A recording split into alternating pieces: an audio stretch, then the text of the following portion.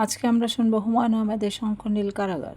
রুনু মারা যাওয়ার পর আমার মনে হলো মায়ের মৃত্যু আমি ঠিক অনুভব করতে পারিনি। মা যখন মারা যায় তখন অনেক রকম দুশ্চিন্তা ছিল। নিনুকে মানুষ করবে, ঘর সংসার কী করে চলবে, কিন্তু এখন কোনো দুশ্চিন্তা নেই। রুনুর জন্য কোনো কিছুই আটকে থাকবে না, কথা ওঠে না, কিন্তু সমস্ত যেন আটকে গেল। রুনুর কথা মুহূর্তের জন্য ভুলতেও পারি না।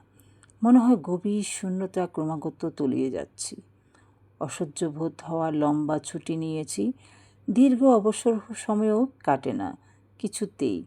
একবার ভাবলাম বাইরে কোথাও যাই।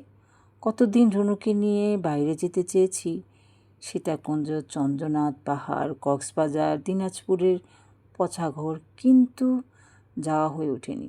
আজ একা একা কী করে যাব? কিছুই ভালো লাগে না।